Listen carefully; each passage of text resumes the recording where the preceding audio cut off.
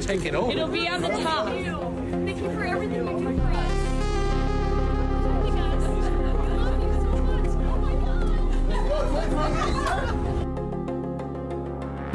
Hey, I mean, like, take it over. It'll be on the Couple of gay ladies getting married. Good morning. Rise and freedom. I'm Austin Peterson. You're watching and listening to the Wake Up America show, and we're on the 4 Liberty Network. Glad and thankful to have you here. Looks like I had a kind of synthwave in the background. It's my productivity music I listen to in the morning. What are you guys doing unlocking the bonus content? It's too early for that. You're supposed to make me beg.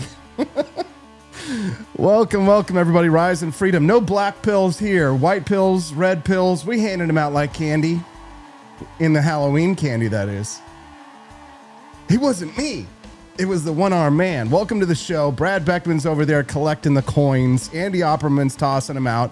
Drew Van Runkle, Kermode Bear, Quest Fanning, St. Selma, Evan Rowan, Drew Mollier. I think you guys have all been very generous this morning. Thank you.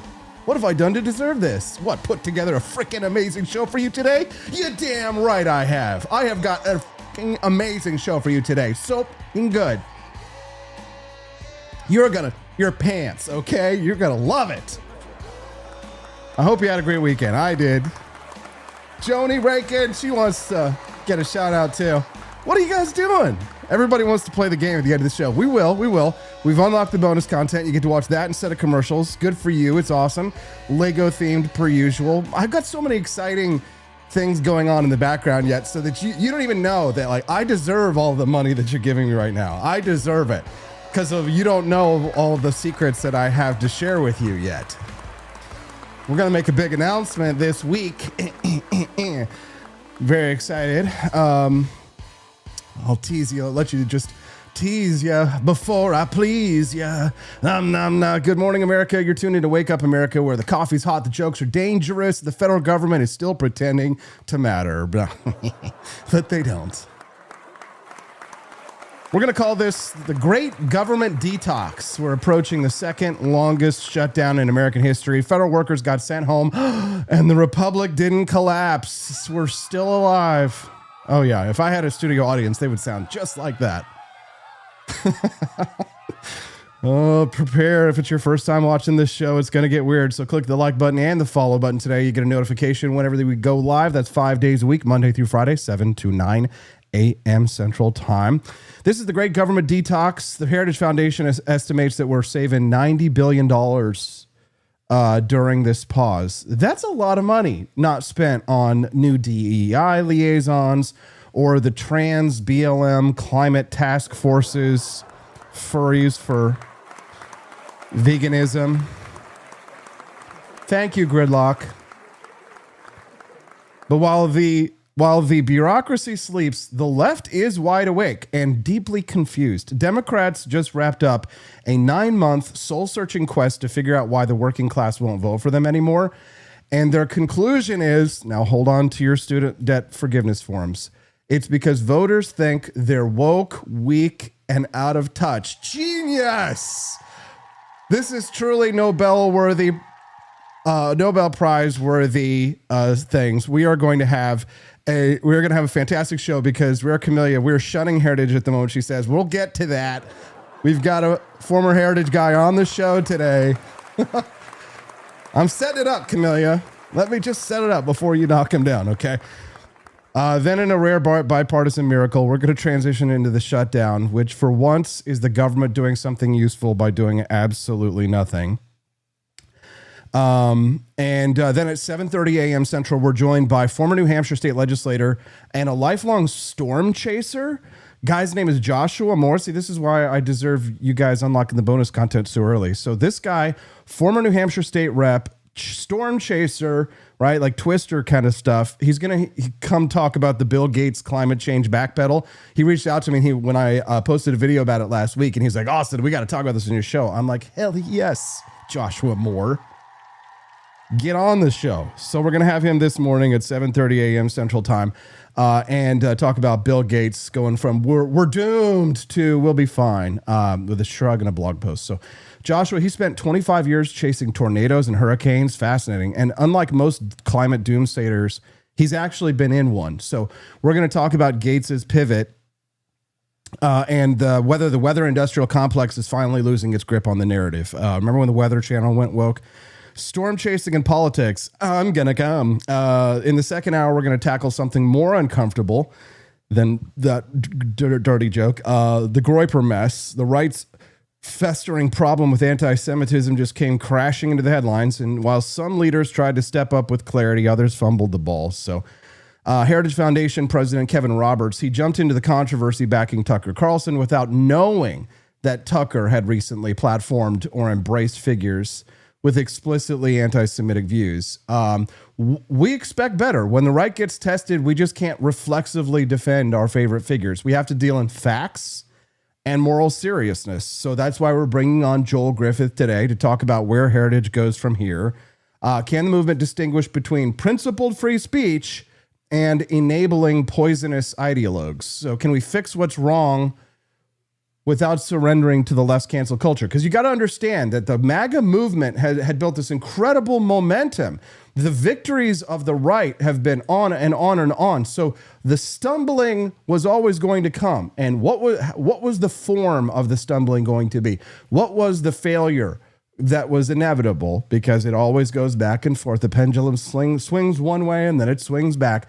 What was going to be the seed of disaster that would blunt the momentum of so many good, honest, hardworking, America-loving, non-Jew-hating, just pro-America, America first, maybe Israel number second, or third, Argentina number two, in terms of my loves.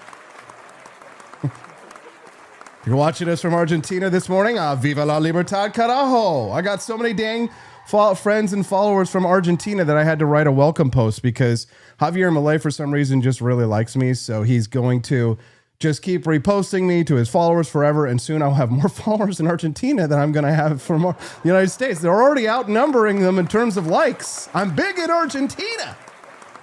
George is getting upset. Man, I could feel the audience pull right now. It's this audience capture, they say that like people are chasing audiences. I'm chasing that snow Mexican audience, those spicy Southern Latinas. Just kidding. Happily married man after all. Sorry, ladies. Yeah, I got all these Argentine babes who are hitting me up. You know what I'm going to do? I'm going to take all of the non-stupid libertarians, of which there are 5, and I'm going to take them with me to Argentina, and I'm going to hook them up with some hot smoking Latina beauties down there. My buddy Joe. Yeah, we're hosting a trip to Argentina next year. Do you want to get on the bus and ride the bus we're going to drive. We're going to go all the way from Jefferson City, Missouri, all straight. We're going to go across the Panama Canal. No, we're fine. You could take a boat. But if you guys are interested in going to Argentina with me and Steffi P, then you guys should sign up for the Argentina trip list. If you go to forlibertyshop.com this morning, which you're going to do anyway, because you're going to buy some delicious Martha's Mint coffee, which is back in stock. Delicious founding flavors coffee, Martha's Mint. It's Kermode Bear who went and bought a whole bunch this morning to help you unlock that bonus content, as well as the extra generosity from the rest of our friends. But Martha's Mint is back in stock. So why don't you guys head over there and get some, because it's delicious and it's only in the shop for a limited time. forlibertyshop.com. So if you guys want to go to Argentina or you're interested or just want to hear more about the trip, and I've already had so many fascinating people reaching out to me from Argentina and around the world who want to go. This could be the epic trip of a lifetime. You're only going to live 80 years. How many years of your life are you going to get a chance to do something incredible like this? You need to join me and Steffi in Argentina. We'll go to Buenos Aires. I'll put a rose in between my lips, dance a little tango. You know it's going to be sexy. And we're going to eat delicious Argentine beef. So let's go to Argentina. Go to forlibertyshop.com, scroll down, click add your email address to the page for people who are interested in getting updates. And we're supposed to be speaking to a travel agent about this in about a week. It's going to be another influencer trip, just like our Liberty tour was this year. Hopefully they'll be okay if I do bring my American flag to Argentina and Buenos Aires, and they don't see this as a provocation. It's just my American flag that I'm going to use to keep the tour group together. Should I bring this one that was actually stolen? Or should we say not stolen, but just told to put away? How about a mint tea? I love mint tea. Check out our teas. We got some nice ones, Siggy's mom. The For Liberty. So, boy, have we got a lot of stuff to talk about this morning, and we got a lot of guests. So I better hit it. So let's talk about the Democrats' working class meltdown. So Politico, of all people, reported on this. They're the house organ of Washington cocktail parties. Politico, it's on every corner. They just dropped a 9-month, 21-state, multi-million-dollar research project that finally reached a shocking conclusion. Are you ready for this? Working class Americans think Democrats are woke, weak, and out of touch. No.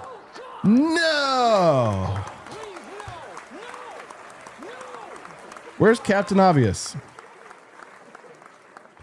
They could have saved themselves 9 months by spending 9 minutes at a truck stop. So according to Politico's report by Alina Schneider, pollsters surveyed more than 3,000 working class voters. They ran 39 focus groups. They found that 6 in 10 of these voters have a negative view of the Democratic Party. And when asked what Democrats actually stand for, the most common answer was, quote, being against Donald Trump. I mean, that is not a platform. That is an obsession. That is a derangement syndrome, as we like to say. So let's build on this with some real numbers. The Pew Research Center, found this year that 62% of Republicans identify as working class, compared with just 48% of Democrats. So the party that once called itself for the little guy is now mostly lawyers, academics, and people who get triggered by truck commercials or too much boobs, too much beautiful Sydney Sweeney's boobs. But from the left, they're like, she's doing it for the male gaze. Ugh, disgusting. You only have to show your body now for the female gaze. So the Bureau of Labor Statistics says that unemployment is 4.1%. Inflation is hovered around 2.9%. But when Pew asked voters what issues matter the most, 81% said that it was the economy. So not climate pronouns, not equity audits, the economy, 81%. It's the economy, stupid. The Democratic brand, and this is according to their own data, if you're just hopping in and understanding this, we're pulling this from the Democrats' own data, they're too focused on social issues, and they're not focused on enough real-life costs. So that's the heart of it. So they've abandoned the language of work and replaced it with the language of feelings. And you can see this every election cycle. The Democratic consultant class, they think that patriotism is tacky. They don't want the American flag around, right? And small towns are just future Netflix documentaries. So they pour billions into community engagement initiatives. But what their community engagement initiatives is like teaching welders how to talk like sociology majors. Remember that, what was that commercial for Kamala? Remember it was the Democrat men for Kamala? Can I find that video? Dudes for Kamala. What was it? Dudes for Kamala? I know that we can find that clip. White dudes for Kamala Harris. Screw us over. Hold on. White dudes. I'm gonna fix 50. These are all the jokes. All the people making fun of them are like way higher in the search ranking results. Oh, here we go. Here we go. You know I was gonna get the clip. I'm a man. I'm a man. I'm a man, man. And I'm man enough. I'm man enough to enjoy a barrel-proof bourbon. Neat. Man enough to cook my steak rare. Man enough to deadlift 500, then braid the out of my daughter's hair. You think I'm afraid to rebuild a carburetor? I eat carburetors for breakfast. I ain't afraid of bears. That's what bear hugs are for. I'll tell you another thing I sure as shit am not afraid of. Women. I'm not afraid of women.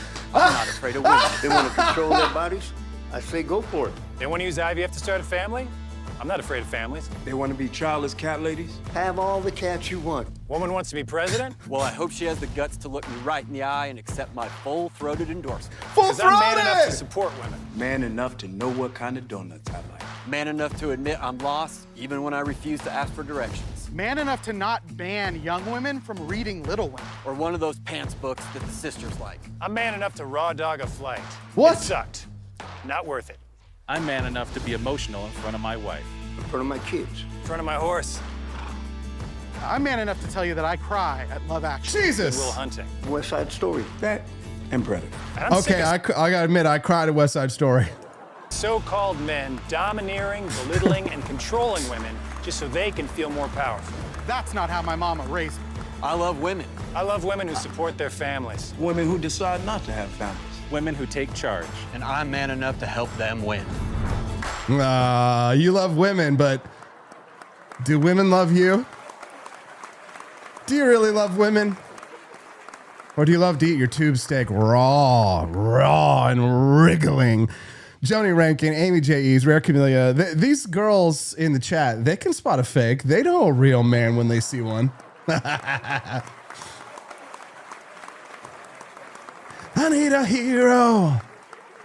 I'm holding out for a hero till the dead of night. He's gotta be big and he's gotta be strong and he's gotta be fresh from the fight. If your man, if you can't realistically picture your man doing some kind of like epic montage to that song, then he is not a real man.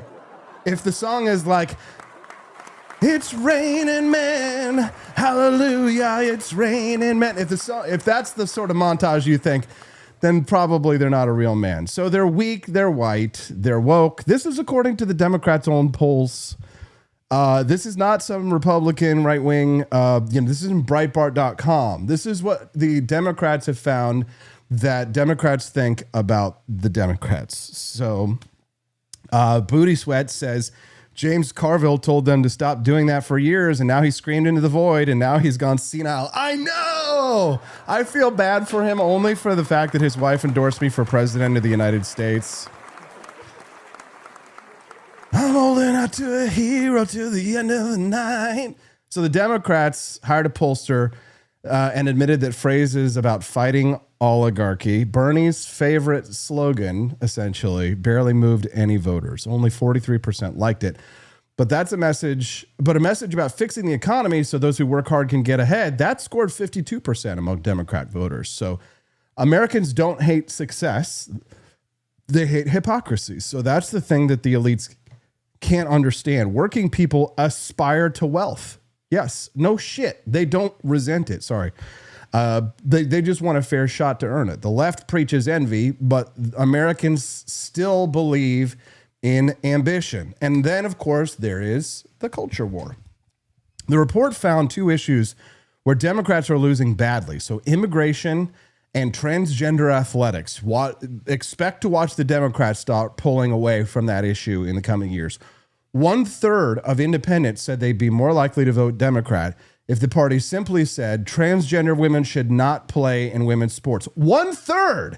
So in other words, some of the Democratic Party, they have figured it out and they know what the keys to the kingdom are. So expect them to start changing. This is the moment. This is the fork in the road. This is where the river splits off into two ways. Which way are the Democrats going to paddle down? Are they going to paddle off one way and they're going to go off a cliff? Are they going to go off of a waterfall, or are they going to go another way and they're going to fight their way back to electoral success? Well, if they drop the transgender stuff, and if the Republicans continue the Nazi stuff, then expect the Democrats to return to power in the next 48 years. No, that's boo. That's a bad scenario. We don't want that to happen. How do we avoid it? I don't know. I mean, first Americans have to learn how to read. I mean, the simple fact is that most Americans, even if they can read, they don't read. So first, can you solve the problem that they can read? Big hurdle.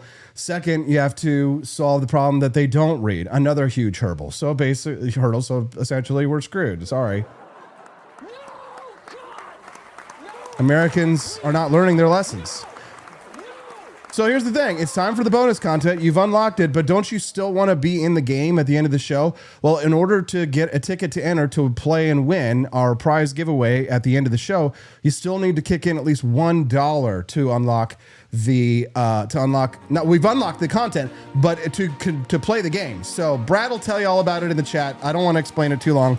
That's my commercial break music, but we aren't going to watch commercials. We're going to watch the bonus content because it's already unlocked. We'll be right back. It's the Wake Up America show. And what are we on here? What is this? Oh, it's the For Liberty Network. They wanted me to tell you. About 1 in 5 kids are at risk of losing SNAP. Centralized control keeps failing low-income families. The best way to ensure healthy outcomes and protect children from the partisan crossfire of DC politicking is to break the federal grip on nutrition programs.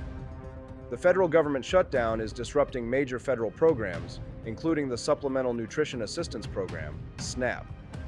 Now, 1 in 5 children nationwide risks losing benefits because Congress has failed to pass a budget. On October 30th, a federal judge ordered the United States Department of Agriculture, USDA, to draw from SNAP's contingency fund to cover payments, but that fund holds roughly $5 to $6 billion, barely enough to cover 3 weeks of payments for a program that spends more than $8 billion each month. The ongoing deadlock highlights SNAP's fragility due to its near-total reliance on federal funding. More importantly, its chronic dependency on Washington's one-size-fits-all solutions has left it failing the very children it's supposed to help.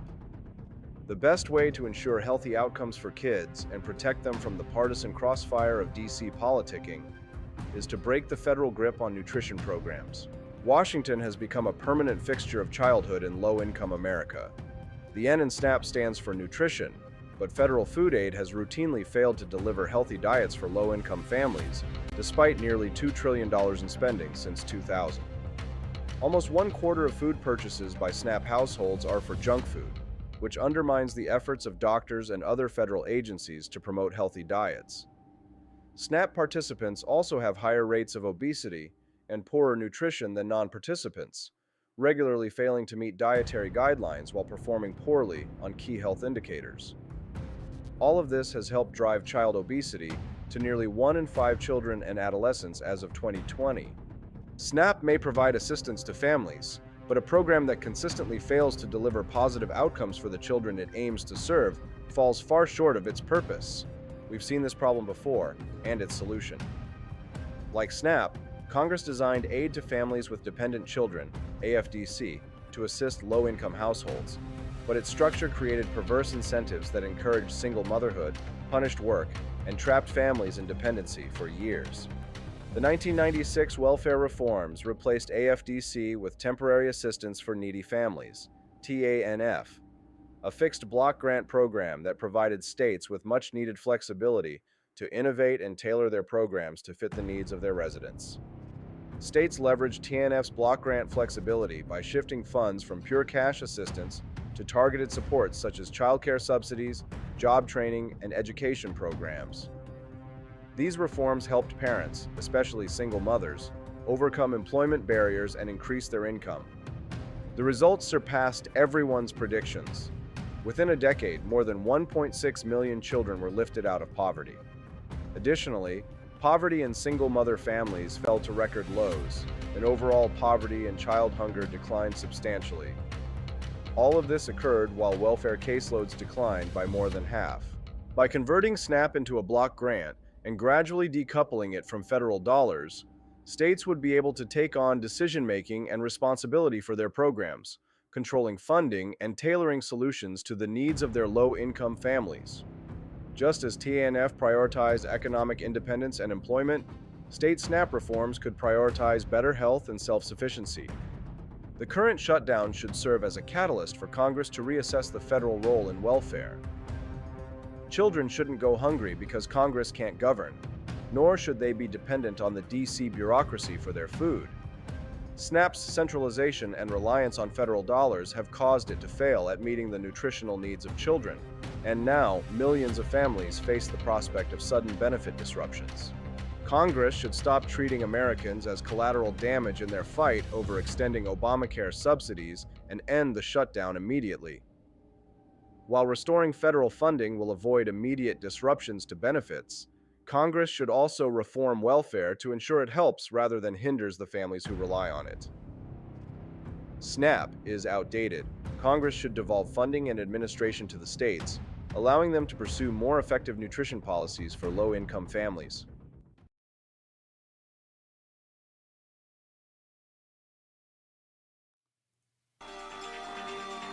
Billionaire philanthropist and Microsoft co-founder Bill Gates is now cautioning against taking a doomsday view on the planet's future.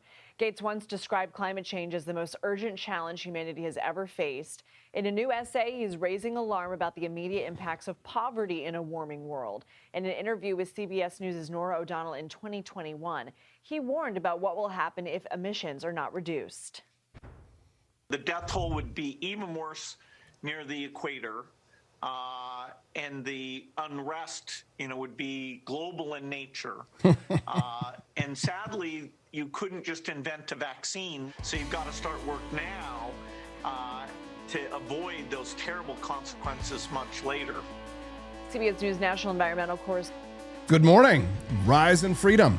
I'm Austin Peterson. You're watching and listening to the Wake Up America show on the 4 Liberty Network. I'm glad St. Selma enjoyed the bonus essay. We always make a little 5-minute mini documentary for the Wake Up America show, and then you unlock that bonus contest. You guys got to see it early, a nice little Lego mini documentary. Glad you enjoyed it. Don't forget to click the like button. Coming up now is a man who knows weather better than the bureaucrats who are trying to tax it. So our next guest is a former New Hampshire state legislator.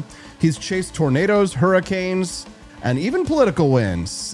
He's a lifelong severe weather hobbyist, and unlike most climate alarmists, he's actually been in the eye of the storm. I'm talking about Joshua Moore. He now calls Texas home. Today we're tapping his expertise because Bill Gates, the high priest of global doom, just flipped the switch just like that after spending a decade fear-mongering that we're just one carbon molecule away from extinction. Gates now says, and I quote, "Climate change will not lead to humanity's demise." That's a pretty remarkable pivot. So today we ask, is the tide finally turning on the climate panic, or is Gates just hedging his bets before the data buries him? So Joshua, welcome to the Wake Up America show, sir. Nice to see you. Thank you, Austin. I appreciate you having me. So let's start with your reaction. When somebody like Bill Gates walks back a decade of doomsday messaging, what does that signal to you? Man, it signals what I kind of knew all along, that these climate alarmists were full of it to begin with. Bill Gates and his ilk, if you will, they go back with Al Gore back to 2004, 5, and 6. I mean, this is when I was in high school. And, if you go back even further than that, the 1970s, it was global cooling. Fast forward 30, 40 years later, it's global warming. And by the way, it was global warming before it became climate change. Then it's climate disruption, and they keep changing everything, kind of like they did with Common Core and and mathematics and all. And so when Bill Gates comes out and says what he says about the climate actually isn't going to end the world like we thought it would, he's just confirming what we already knew. And really the background on all of this is I've been trying to explain to people, my dad as well. My dad got me into this storm and storm chasing and weather, and we have said time and time again that severe weather is not getting worse, and that was their forecast. That's how they predicted climate change. They talk about CO2 levels and everything. Austin, you know as well as that, no one gives a crap about CO2 levels. That's not good. They go, I want to put food on my table, and you're spending billions of dollars wasting my tax dollars on something that I don't even see as a threat. And so that's the issue, is that they've been perpetuating this fear with nothing to back it up whatsoever. So you've chased storms for 25 years. What is the difference between real weather data and the kind of alarmism that we hear from climate extremists? That's a great question. So when I look back at websites, for example, like the Storm Prediction Center, NOAA, which is the kind of umbrella, the National Hurricane Center, I've looked at their data. And their data actually points in the direction that climate, the weather is not getting worse. It's just not happening. And so when we're talking about these scientists, they're trying to take the numbers and skew them, right? I mean, I'll give you a really good example. Prior to like the early 2000s, they used to not really name too many hurricanes out in the Atlantic basin because they didn't really affect anything. It was a storm that was big and bad, but it wasn't going to affect land, so they didn't really care. Also, our technology was much lower. We didn't have the kind of advanced technology we have today, so it's harder to measure those things compared to today. And so I think it's important for people to look at that, because those numbers, that matters. Those numbers will be skewed compared to today. So if we're going to do that, we really absolutely have to begin to take our current technology and compare it for the next 25 to 50 years, as opposed to the last 25 to 50 years going even back to the 1970s and 80s. And I think that's important if you want to talk about real data. So Bill Gates says that humans will adapt to climate change. Isn't that something that people, conservatives and libertarians, have been saying all along, and we've been getting smeared for? Yeah, no, it's so true. It's ridiculous because we have said time and time again, right, that climate changes. That just happens. In fact, climate is defined as weather over the course of a 30-year period. Guess what, folks? That happens all the time. That's never not happened. The thing we reject, the theory that we reject as conservatives, libertarians, people who are just generally liberty-minded, is that man is causing this to happen, and that our CO2 levels are off the charts, and that, cow farts and burps and everything, whatever you do outside, that's going to cause it. Look, when a volcano goes off, it emits so many emissions in the atmosphere. I believe it's comparable to like 10 years of what America pops off in 1 year. And that's just, that's incredible. I mean, that's wild that volcanoes are supposedly causing this, but they never talk about the volcanoes. Maybe we should brand volcanoes as racist.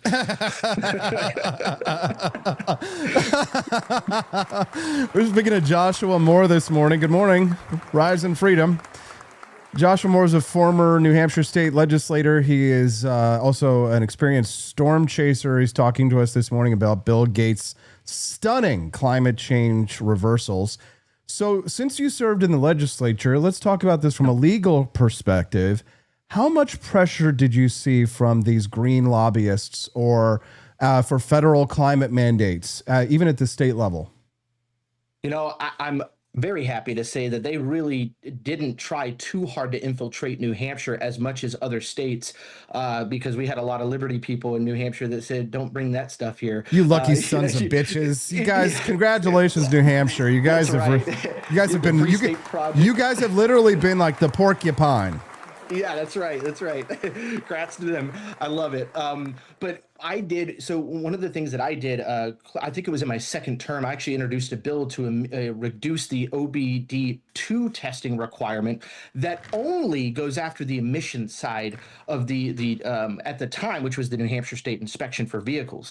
And my argument was this: look, you're basing this specific thing. I just want to remove this. You can keep the car inspections right now. I want to get rid of them ultimately. And by the way, they did this past year with Kelly A as governor. But I wanted to get rid of that. There were a couple people that came in, state reps, and they said, hey, we're going to not only lose federal funding, but we have concerns about the emissions. I'm like, that's what I'm trying to tell you, is the emissions don't matter.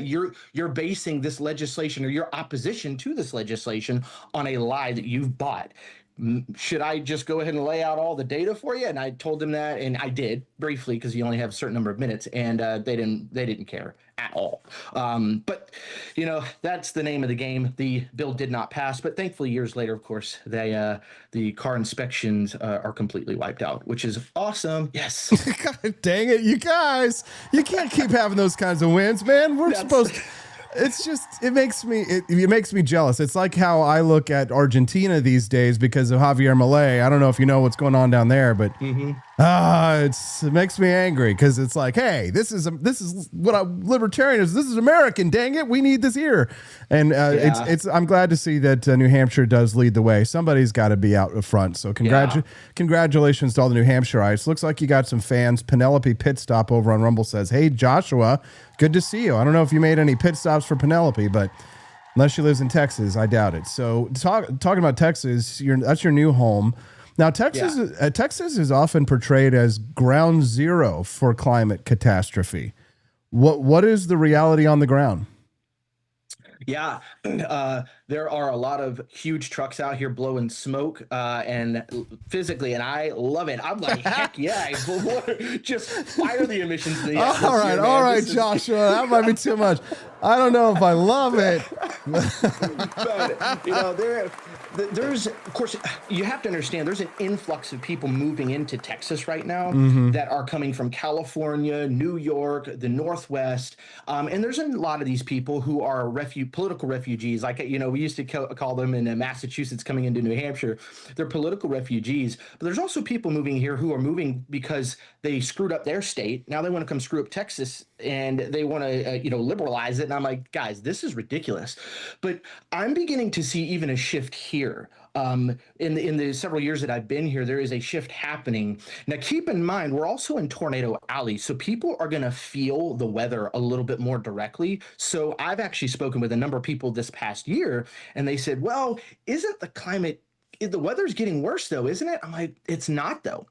It's not getting worse. In fact, from 2011 to 2021, less than half of those years, I think it was 3 years out of those, that 10-year decade was at or above average for tornadoes. Every other year was below average. Now, we've had about 2 or 3 years recently where we had a little bit more activity, but that's not proof that climate is changing. That's not proof that we're causing something to happen. That's just called weather cycles. That's what happens. So looking back here at Texas and the political climate, I think people feel it a little bit more directly and they ask more questions. And then, of course, you know as well as I do, paying attention to the media just loves to throw out so much. They throw out fear like it's Halloween. They say, here's fear candy, fear candy, fear candy, happy fear day, and it just drives people nuts. But I think that, like you were talking about at the beginning of the show, I think the tide is changing, especially with people like Bill Gates who have all the money in the world, are beginning to now say, look, I can't keep up this lie. This is ridiculous.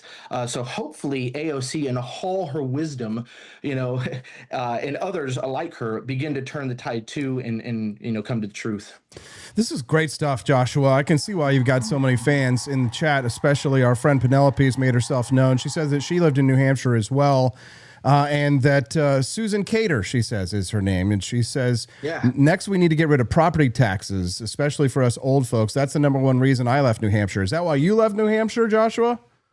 Man, I left New Hampshire because I just felt a higher calling to come to Texas and take what I learned and come here. Mm-hmm. And man, it's been one of the best moves of my life. I ended up, meeting my wife, starting a family. We're just, I guess you could say we're kind of living the dream. And I feel really blessed to live in this time. I know there's a lot of political turmoil going on, but I was actually woke up and I do my daily encounters with the Lord. And man, it was so much fun because I'm sitting there just kind of in my quiet time thinking about it. I'm like, I really do feel blessed to live in this period because I could wake up today and, feel the threat of being bombed or stabbed or shot. And I don't. I can carry my firearm anywhere I want to go for the most part. And I've got protection. And I just really, I want to leave people with encouragement. I know it's hard out there and I know there's a lot of nasty things happening, but man, to live in such a time as this and to be able to pursue liberty and our God and just love on people and love everything that's happening. I mean, it's beautiful. I know there's bad things happening, but I love to leave people with hope. Josh, here's a question from the chat. Any chance you can comment on cloud seeding? I'm putting my tinfoil hat on, John. Tell me.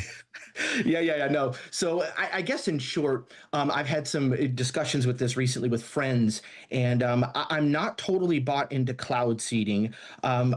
Here's what I do. I'm not rejecting it, but I don't buy into it either. I kind of put it on the back burner because right now, what I do know is that in the 1950s and 60s, they tried to blow up tornadoes with bombs in certain places. I'm not even joking. Yeah, it's documented. And it kind of disrupted it, but not really. And there was a lot of, so they stopped it because for obvious reasons. But I don't think it's necessarily happening. If it is, it's at a very, very, very small level. To say, though, that a Category 5 hurricane that just smashed into Jamaica might be as a result of cloud seeding, which I've heard people say, I don't buy it. Here's what I would say. I bring it back home. I say, hey, just put aside the cloud seeding for a moment.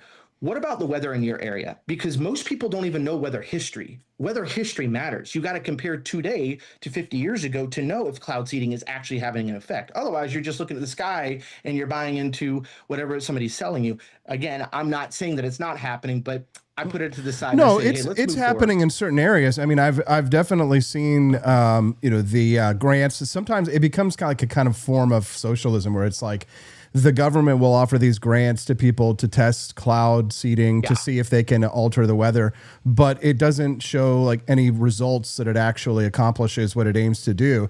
But the concerns, of course, is that international child predators are lacing the skies with chemicals and fluoride to keep us sedated so that we don't rise up against our masters in the Illuminati and the other people like the Jews who control the world. Any thoughts on that? The globalist cabal, conspiracy against our rights, and the chemtrails that are placed in the skies. Would you like to comment on that more specifically? I think that if someone can prove that, by all means, let us all know. In the meantime, here's what we do know is happening. People are struggling. They want to buy a home and they can't because things are too expensive. We do have political turmoil happening in our country, and I would rather address the things that we absolutely know are happening, and then address those things once we can figure out what the heck a woman is. We can figure out what the Illuminati has to do with cloud seeding. Hey, you know, your obfuscation here leads me to wonder if you might be in on it. Maybe. Hey, a lot of people believe that shit. Joshua, we're glad and thankful to have you here, buddy. This has been a fantastic conversation. I can see why so many people really like you. So I hope that I hope that you'll come back and join us again next time we have a really cool climate change story like this.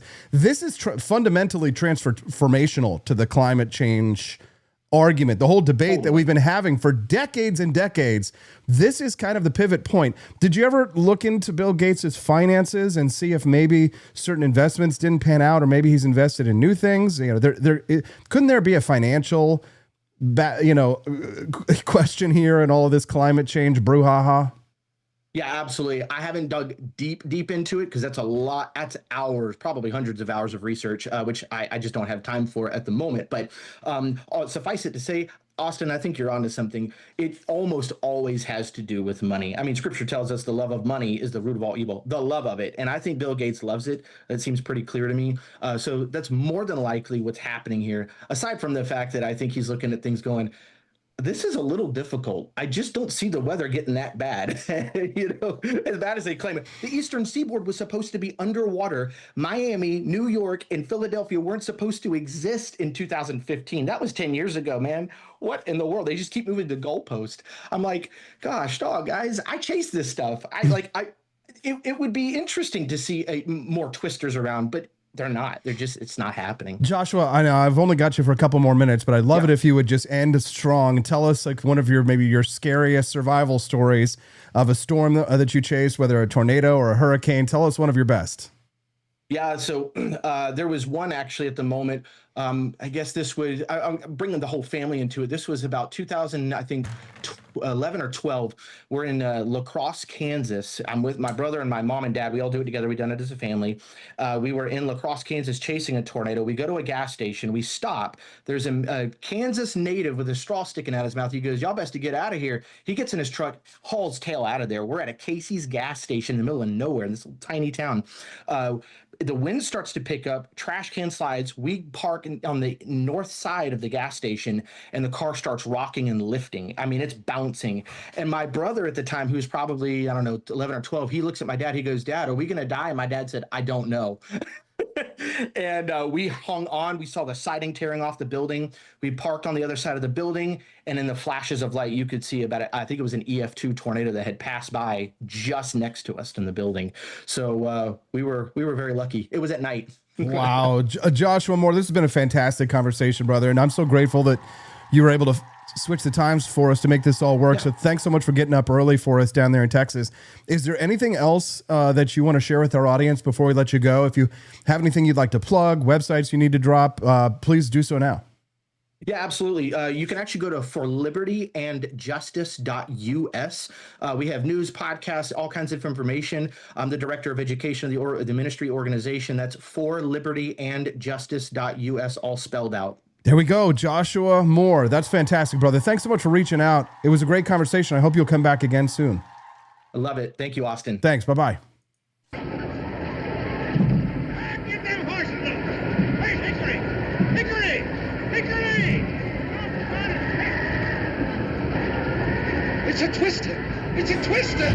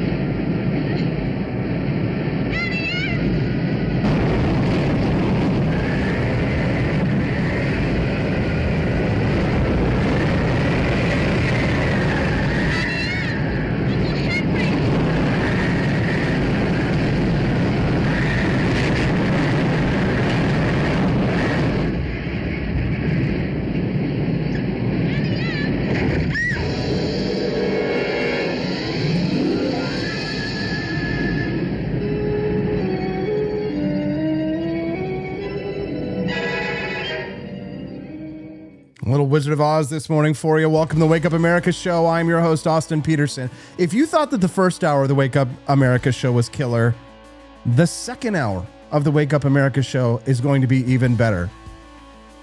Just think about it. Coming up in less than 10 minutes, Jon Miltimore joins us from the American Institute of Economic Research to talk about the shutdown almost becoming the longest shutdown in American history. It's been miraculous how our country has continued on as the government has remained shut down. At 8:30, Joel Griffith, formerly of the Heritage Foundation, will join us on the Wake Up America show. He's going to talk to us this morning about the controversy involving the head of Heritage, Kevin Roberts, stepping in it with his donors. Apparently, a lot of people were not big fans of the statement he made in defense of Tucker Carlson having Nick Fuentes on his show. The little Mexican man who loves Hitler, the brown face of white supremacy. Hey, I'm Austin Peterson. If you haven't clicked the like button yet, what are you even doing? Click the like button. And if today's your first time watching the Wake Up America show, click the follow button as well. Become a regular viewer of the show. Mondays through Fridays, 7 to 9 a.m. Central. We hang out at rumble.com/AP4Liberty. And we got a whole merch shop. We've got like games and prizes. We've got bonus videos. We've got so much fun stuff that happens here on the Wake Up America show. You don't want to miss a single day because each day's show, it's nothing like the shows before. We've had a fantastic conversation with Joshua Moore, former state rep and storm chaser, talking about Bill Gates' climate change reversal. And we have talked about the Democrats' internal polling, which shows that they're woke, white, and weak, and that people don't respect the Democrats. Fantastic first hour. The second hour is going to be even better. You don't want to miss it. But just a real quick reminder that for those of you who don't know, if you've made a financial contribution to the show this morning, you need to send us a text because we're going to send you the code so that you can play the game, the trivia game, at the end of the show today. 573-319-1586 is the text line. You can text us about whatever you like, but you're going to get a secret code to play the game on your mobile phone at the end of the show today. So around 9 a.m. Central, we play a little trivia game where people win real prizes. So if you made a Rumble Rant donation, or if you go to forlibertyshop.com this morning, say you buy a box of our delicious Founding Flavors coffee, maybe the Martha's Mint or what have you, then you guys are going to get an entry to play the game at the end of the show, and you can win real prizes. So it's a fun time for all. Don't forget to send us a text. 573-319-1586 is the text line. They'll send you a secret code so that you can play the game. Just say, hey, let's play, okay? What do you say? Maybe we'll lay down the bay, eat some hay. I just may. What do you say? We'll be right back. We're going to talk to Jon Miltimore about the government shutdown. It's the Wake Up America show, and you are watching the 4 Liberty Network. Booyakasha.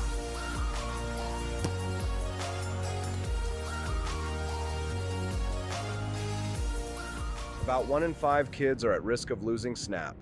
Centralized control keeps failing low-income families. The best way to ensure healthy outcomes and protect children from the partisan crossfire of DC politicking is to break the federal grip on nutrition programs. The federal government shutdown is disrupting major federal programs, including the Supplemental Nutrition Assistance Program, SNAP. Now, 1 in 5 children nationwide risks losing benefits because Congress has failed to pass a budget. On October 30th, a federal judge ordered the United States Department of Agriculture, USDA, to draw from SNAP's contingency fund to cover payments, but that fund holds roughly $5 to $6 billion, barely enough to cover 3 weeks of payments for a program that spends more than $8 billion each month. The ongoing deadlock highlights SNAP's fragility due to its near-total reliance on federal funding. More importantly, its chronic dependency on Washington's one-size-fits-all solutions has left it failing the very children it's supposed to help. The best way to ensure healthy outcomes for kids and protect them from the partisan crossfire of DC politicking is to break the federal grip on nutrition programs. Washington has become a permanent fixture of childhood in low-income America. The N in SNAP stands for nutrition, but federal food aid has routinely failed to deliver healthy diets for low-income families, despite nearly $2 trillion in spending since 2000. Almost 1/4 of food purchases by SNAP households are for junk food, which undermines the efforts of doctors and other federal agencies to promote healthy diets. SNAP participants also have higher rates of obesity and poorer nutrition than non-participants, regularly failing to meet dietary guidelines while performing poorly on key health indicators. All of this has helped drive child obesity to nearly 1 in 5 children and adolescents as of 2020. SNAP may provide assistance to families, but a program that consistently fails to deliver positive outcomes for the children it aims to serve falls far short of its purpose. We've seen this problem before, and its solution. Like SNAP, Congress designed Aid to Families with Dependent Children, AFDC, to assist low-income households, but its structure created perverse incentives that encouraged single motherhood, punished work, and trapped families in dependency for years. The 1996 welfare reforms replaced AFDC with Temporary Assistance for Needy Families, TANF, a fixed block grant program that provided states with much-needed flexibility to innovate and tailor their programs to fit the needs of their residents. States leveraged TANF's block grant flexibility by shifting funds from pure cash assistance to targeted supports such as childcare subsidies, job training, and education programs. These reforms helped parents, especially single mothers, overcome employment barriers and increase their income. The results surpassed everyone's predictions. Within a decade, more than 1.6 million children were lifted out of poverty. Additionally, poverty in single-mother families fell to record lows, and overall poverty and child hunger declined substantially. All of this occurred while welfare caseloads declined by more than half. By converting SNAP into a block grant and gradually decoupling it from federal dollars, states would be able to take on decision-making and responsibility for their programs, controlling funding and tailoring solutions to the needs of their low-income families. Just as TANF prioritized economic independence and employment, state SNAP reforms could prioritize better health and self-sufficiency. The current shutdown should serve as a catalyst for Congress to reassess the federal role in welfare. Children shouldn't go hungry because Congress can't govern, nor should they be dependent on the DC bureaucracy for their food. SNAP's centralization and reliance on federal dollars have caused it to fail at meeting the nutritional needs of children, and now millions of families face the prospect of sudden benefit disruptions. Congress should stop treating Americans as collateral damage in their fight over extending Obamacare subsidies and end the shutdown immediately. While restoring federal funding will avoid immediate disruptions to benefits, Congress should also reform welfare to ensure it helps rather than hinders the families who rely on it. SNAP is outdated. Congress should devolve funding and administration to the states, allowing them to pursue more effective nutrition policies for low-income families.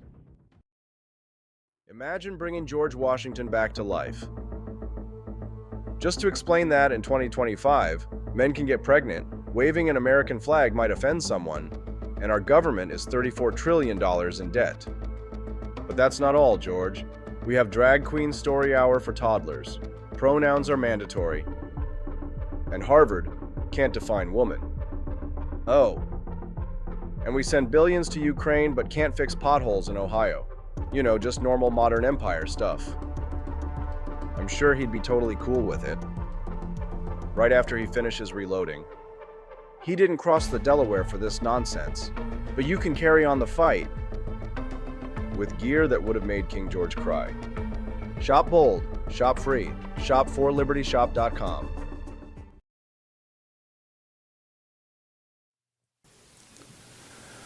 So Trump is weaponizing hunger. He's turning millions of children and seniors and veterans into political pawns. He's choosing politics over people, cruelty over compassion. And let's be clear about this. They've been on a crusade. The Republicans have been on a crusade against SNAP all year. They slashed it by $200 billion this summer to pay for their tax cuts for billionaires. It's the Schumer Shutdown. All right, welcome back to Wake Up America, where too easy Swift Justice is here to make America great again. What's up, Swift Justice? May thy justice be swift. Welcome to the Wake Up America show. I'm Austin Peterson. The only thing we shut down on this show is bad ideas. So in the last segment, we were talking about Bill Gates' stunning climate reversal. We talked about how the Democrats' internal polling shows they're woke, white, and weak. And we're going to talk now with my next guest, Jon Miltimore, about how Washington is closed for business and America is still standing. In fact, it feels kind of like we're walking taller in the last few weeks. It turns out when you unplug the bureaucracy, the country remembers how to breathe. But how is this possible? How can the economy keep ticking when the federal government hits the snooze button? Isn't Washington the heart of America? No, folks. It's the cholesterol. So here to help us break it down is somebody who knows how markets work and, more importantly, how government doesn't. He's the managing editor of the American Institute for Economic Research, probably the only guy who can quote both Bastiat and Beavis and Butthead in the same sentence. Jon Miltimore and all his flickering goodness. How's that for an intro? I'll get that flickering fix. I think I need a new camera. It's like you're Max Headroom, all right? Or it's a sign that you're in the Matrix, man. I remember Max Headroom. All right, let's cut straight to it. So the media is out here screaming the government shutdown is going to collapse the economy, food's off the shelves. It'll be like COVID-19, people hoarding toilet paper, dogs and cats living together, mass hysteria, Jon. You know, all of this has just been fascinating to watch, what's interesting, maybe viewers may know this, maybe not. All of this goes back to Obamacare subsidies, right? That is sort of what this shutdown comes down to. When Democrats pass those subsidies, they put a time limit on them. So those are going to sunset. And Republicans are letting them sunset as the law is written. And Democrats are saying, no, you can't. And in fact, we're going to have a shutdown if you do, even though that was the law they wrote. So that's where it comes down to with the SNAP benefits, is those are being held up. And this whole shutdown comes down to Democrats that are saying, no, you have to have these Obamacare subsidies or we're going to take our ball and go home. But yeah, watching this, it's pretty fascinating. Like, I'll just say it, like the federal government should not be giving these benefits.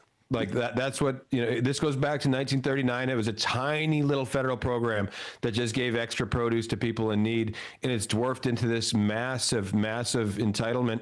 And if you look, I have a story coming out this week, Austin. DoorDash is, I didn't know this, but now you can order your food with your EBT card right through DoorDash. It's brought right to your house. I don't get DoorDash. I say it's too expensive. I can't afford DoorDash, right? But people on food stamps are ordering this, and not a small number. Like, you can go right to DoorDash and look. 18 months ago, they already had 1 million people sign up where they could scan their EBT card and now it's 2.4 million. This was about 6 months ago. I think we're losing the plot here. This is when you have people that can just scan their EBT card, get food brought right to them, not leave their homes.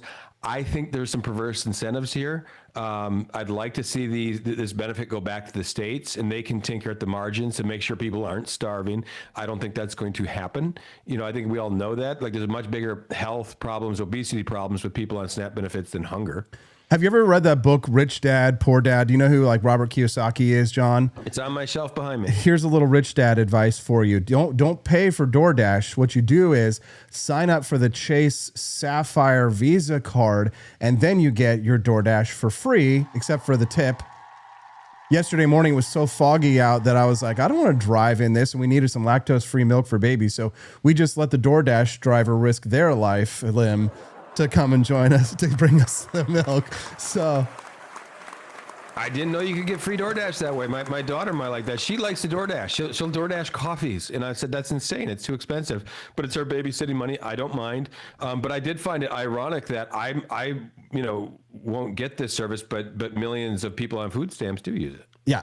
Also, don't forget that not only can you get Chase Sapphire points, do that. You'll get points when you get your free DoorDash, but also I think you get a free subscription to YouTube Premium, so no more commercials. I mean, that's a pretty stinking good value from just owning a credit card. So highly recommend. If anybody has questions, let me know. I know we got a buddy who does all the credit card point stuff, but anyways, that's neither here nor there. Let's talk about the shutdown, because that's what people tune into the Wake Up America show for, not our financial advice. So the private economy, it reallocates resources more efficiently than the government, right? But in real terms, what happens when 14% of federal agencies go dark? Because according to the Heritage Foundation, that's how many are, quote, non-essential.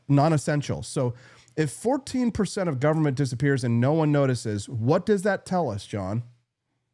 I think these are not essential services. I've said it for years. You could get rid of 95% of what the federal government is doing and nobody would notice. Or maybe they'd notice, but they'd actually, like there'd be an improvement in some places. This country's in a really bad spot. I don't want to go like doom and gloom, but the United States of America will not endure if we don't recognize that the federal government was designed to be a limited government, and that state governments can handle the administrative process. If you really are concerned that Americans are going to be starving, state governments have all the power they need to make sure that you have a safety net. These are things that the federal government shouldn't be involved in, but we see why. Like this is great politics. I haven't seen the left this excited in years. They're very excited because now the SNAP benefits get to show that they care about people.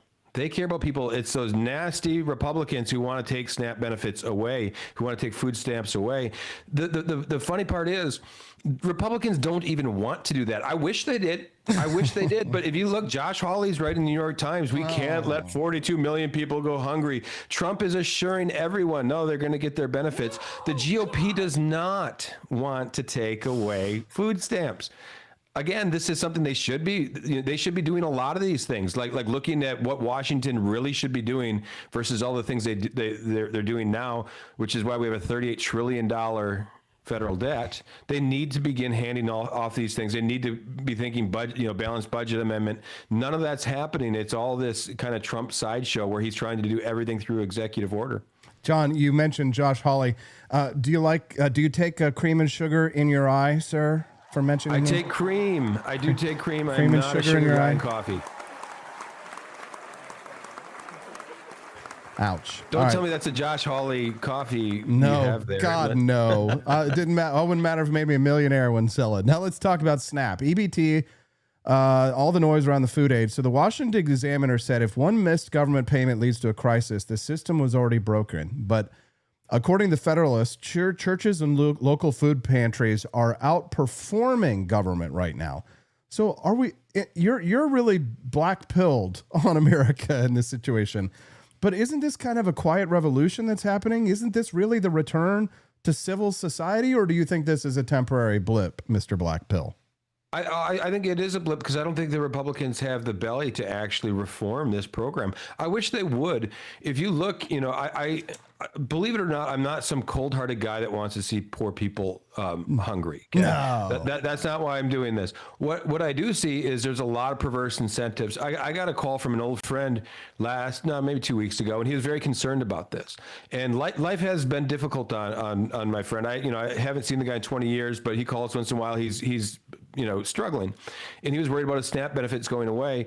And I said, will you go hungry? He said, I don't know, but it's getting really hard to make it. I said, well, it's 9 a.m. now and you're on your third beer.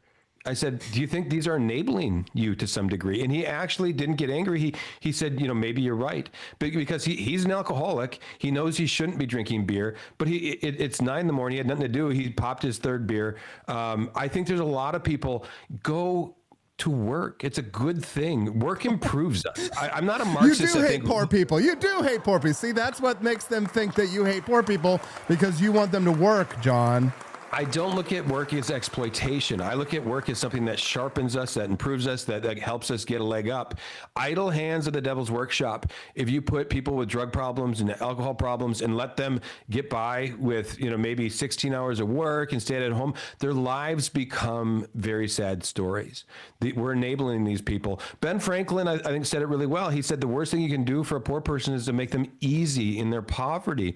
And that's what this does. It makes it very easy for people just to get by, just scrape by, pay the rent, do a few hours of work if you have to. This doesn't help people. It doesn't improve them. And this program keeps growing bigger and bigger and bigger. We're spending more than $100 billion a year on it. And I don't even think that $100 billion is the biggest problem. The biggest problem is the disincentives it has for things like work. We have good data on this. If you look, people that are receiving SNAP benefits are much more likely to be unemployed. They're much more likely to work fewer hours.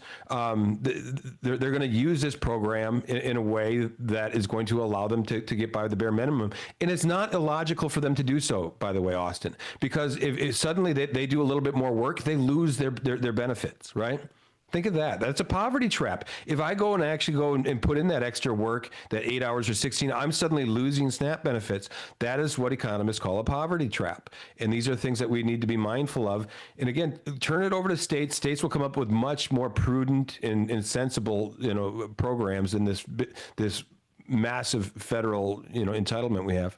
So let's flip this around. So when the government, quote, reopens, right, we go back to spending billions of dollars on the things that we didn't even miss.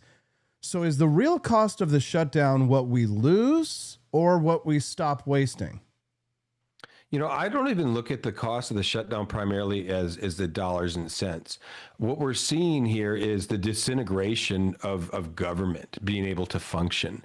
And this has become routine. It's interesting. I did see like Thomas Massey gave an interview recently, and this shutdown's different because they're not even holding sessions anymore. Before, they'd at least have to go hold a session. Now they're not even doing that. It's some sort of permanent recess.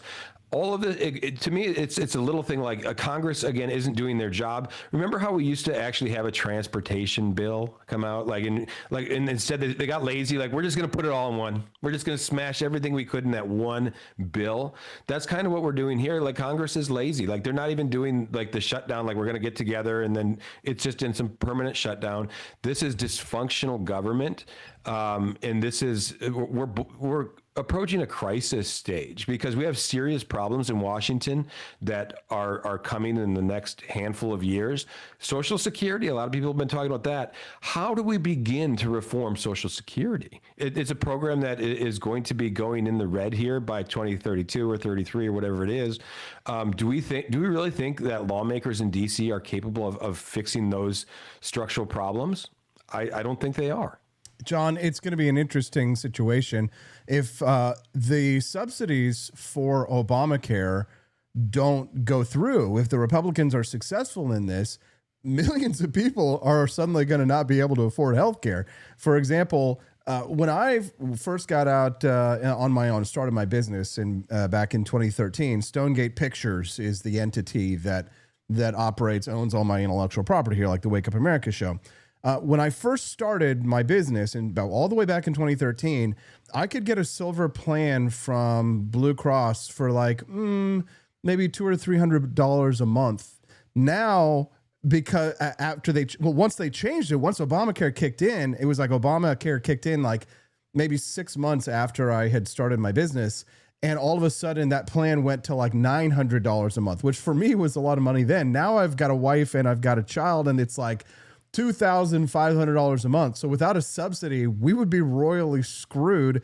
But that's because they broke it. And so now what's going to happen is that people like us are just going to lose our ability to be able to purchase healthcare. Will suddenly become something that only the ultra wealthy in this country will be able to afford. Or for those who are lucky enough to have employers that are big enough, that's kind of a big black hole, my friend. No, it is. And I'm not going to own the healthcare system. This is what we've had is generations of federal laws that have made it overly complicated, overly expensive. Scott Horton said it well on Twitter the other day. He said, you start by repealing every federal law on healthcare. We've turned healthcare into something that people can't even afford. And this, the government owns this. Bureaucrats own this. The alternative is just to sit here and keep subsidizing Obamacare, which is exploding at cost, which is why you need those subsidies in the first place. It's a dysfunctional market. It needs to collapse. And that is the right solution, in my opinion, here, is let Obamacare collapse because it's too expensive, because they built a bad system, not to keep pouring more dollars into it. We don't have the money to do that. We're $38 trillion in debt. We're running trillion plus, deficits annually. We don't have the money to do this. We got to start dismantling the healthcare bureaucracy. So let it collapse and then begin the process of dismantling. Yes. You really think Republicans are going to do that? No, I don't. Yeah. I think they're probably going to cave. I think Democrats are probably going to win this. The subsidies will continue, and it's going to be a slow decline for this country as we continue to deficits and continue over and over to go up. And soon our $38 trillion debt is going to be a $70 trillion debt. We're on the road to oblivion, and there's not enough serious people in Washington that even have an interest in recognizing that. I'm speaking to Jon Miltimore here on the Wake Up America show this morning. He is from the American Institute of Economic Research. We call this Mondays with Miltimore because Jon Miltimore joins us every Monday at 8 a.m. Central Time. He's been doing this since this show launched for 3 stinking long years. Can you believe that? Over 3 years we've been doing this show. And John, hey, that's pretty good. It feels like just yesterday. Yeah, most podcasts don't make it more than 9 episodes, really. So we're just freaking thankful that we have made it this long, John. This is a tough business, but thanks for being contributing to the success of the For Liberty Network because you've been a brick in the wall here, bud. We appreciate it. We're proud to be part of it. I'll just make sure I get a camera that's not flickering next time. It looks like I have something here. Next time you see me, it won't be an issue. For sure. Is it okay if I change subjects on you, John? I don't like to throw things at you without setting you up for it, but I know you're a smart guy, so I wonder what you think. These are some more like complex kind of philosophical questions, essentially. Oh, great. Here. Okay. This is J.D. Vance, Vice President, asked about the strategy to fight the left. And I have to say, I'll just start by saying I think I agree with him. I bet you won't, though. Take a listen to this. So here's something that I want conservatives. I want every conservative to remember. It's an important part of my entire political philosophy is we cannot be afraid to do something because the left might do it in the future. The left is already going to do it regardless of whether we do it. That is the takeaway of the last 40 years. So what he's saying there, I mean, pretty straightforward. And I hear this a lot from libertarians, especially. They're like, what if the left does it to us? But John, that seems to me to reveal a misunderstanding of how game theory works, right? And how the Democrats are always going to screw us and always going to betray. So, I mean, at some point, in some ways, you kind of have to put the screws to the Democrats. Yay, nay, somewhere in between? It would have been helpful to know the context with, he's speaking in there. I imagine it's the filibuster. Okay.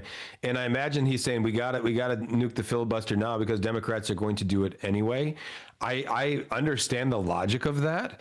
The problem is I've been arguing for 20 years that whether it's Democrats or Republicans in there, you can't do this because what you're going to have then is anybody that gets, the executive branch in both chambers, they're going to steamroll the other political party and do all these things. It's going to happen eventually. The filibuster will go away. My solution there, though, is don't nuke the filibuster. Make lawmakers actually go and filibuster like they used to. Make them go talk hour after hour, day after day. If you want a filibuster, go do it. Then Americans can actually tune in and see, like, what are they talking about here? I think there's Washington's dysfunctional, and there's the filibuster really. The problem is it's being used in a way now. You can't get anything done without a supermajority, and that is a problem. Like we have problems that need to be fixed. The whole point is the filibuster is supposed to demand consensus, but now the minority party just digs in and doesn't allow anything to get done.